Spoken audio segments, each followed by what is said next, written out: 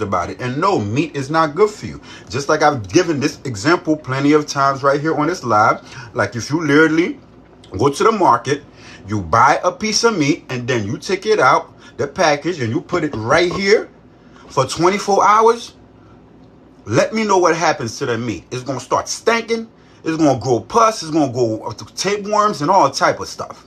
So when you put a piece of meat inside of your body, which is very hot, like if you touch your private part right now, like in the wintertime when it's cold, what do boys do? They put their hand right here in their private part, right, to warm their cells up, right? So that means your inside of your body is very warm. So when you put a piece of meat in there, and it takes up to 24 to 72 hours, sometimes longer if it's red meat, to process and leave out your body, what do you think it's doing while it's inside your body? Staying cool and cold and nurturing your body?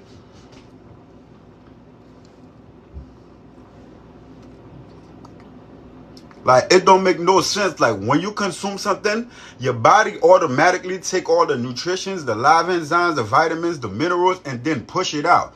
You know, if you're as a being and you consume something that could take more than 3 days to exit out of your body, that tells you you ain't supposed to be consuming it. It's not human nature. The body is not made to hold something in it for that long. And that means you're constipated. Because if you eat something and 24 hours go by and that thing is not released out of your body, it's going to make you sick. It's going to cause constipation. And after constipation, it's going to cause inflammation. And inflammation is the reason why 95% of our diseases are here. Balancing vegetables and meat is pretty good. It's pretty good for you, if that's what you think.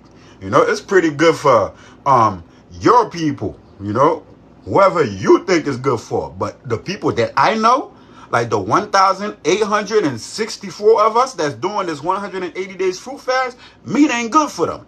Because they got erectile dysfunction, they got acid reflux, they got a bunch of shit that's wrong with them because they've been consuming dairy, meat, and starch. And you ain't going to tell me something is good for you if it makes you sick. Ain't no way something that's good for you makes you sick. Food is not supposed to make you sick. Food is supposed to nurture you. Food is supposed to be fuel. Food is not something that's supposed to put you down in a hospital bed. So if you eat something, I don't care what the title of it is, what type of meat, seafood it is, and it makes you sick, cause you harm in any way, it is not food. It might be food for some other creatures, some other beings, but not no natural living electromagnetic being. Exactly. 6 hours at most for a healthy gut. Like literally, like if I eat, I'm going to put this papaya, right? And this mango in a blender, right? And I'm going to put this orange in there. Like the family just said, in 6 hours, that thing is already done processed. My body done got all the nutrients that it needs. And that thing is ready to go. So if you think you about to be consuming something that's going to stay up in you for 24 hours or more, you ain't supposed to be consuming that because it ain't supposed to be going up in you.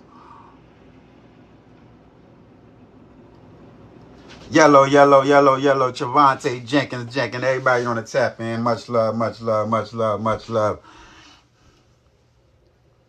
That's because carbs and vitamins are easily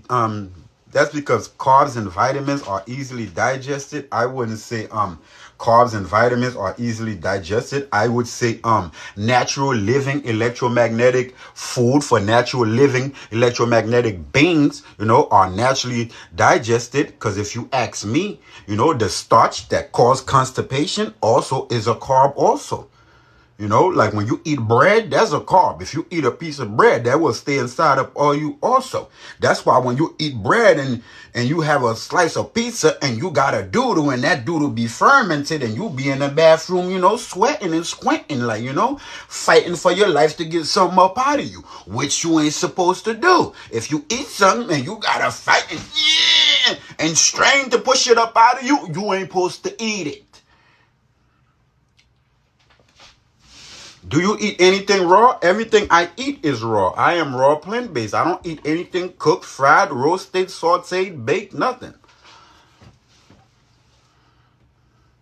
If you only eat vegetables and vegan, won't you be and won't you be a risk of iron deficiency? If you ask me, like the skin of cucumber, that's iron. The skin, like the family that was just asking about this, that's iron. That's the real natural, iron and fiber that you supposed to process. Like coconut, like the coconut jelly that everybody's done got and tap into the fam done see me eating, that's loaded with iron.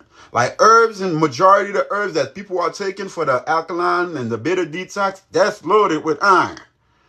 There's nothing that you can name, whether it's iron, whether it's any vitamins or minerals, that nature do not provide. And I mean nothing. Whether it's the apartment numbers, B17, B12, there's nothing that you can name that a natural living electromagnetic being need that nature don't provide. From protein to all that they selling you the myth about, got you thinking that you got to suck a cow's titty or eat chicken semen to get protein. Avocado is a natural protein. Healthy fat.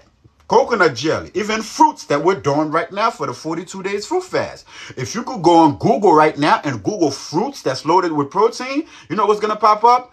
Cantaloupe is going to pop up. Strawberries is going to pop up. Like if you literally make a berry smoothie, like strawberry, blackberry, blueberry, and raspberry, and put a mango in there, that's a protein smoothie, like natural protein. Like the protein that ain't going to blow you up and give you inflammation. The protein that ain't going to get stuck in your body and clog up your blood vessels. The protein that ain't going to give you heart disease. The protein that you can usually literally eat it processed out of your body, and you still be able to be mobile and to move and not get something called the itis. A lot of y'all get the itis and just think, that's a good thing. Ooh, I'm full. I ate good. I got the itis. No, you didn't eat good. You ate shit. Food is supposed to be fuel. You ate shit and now you stuck. You can't operate. You can't do anything. That's kind of like putting gas in your car and the motherfucker won't move.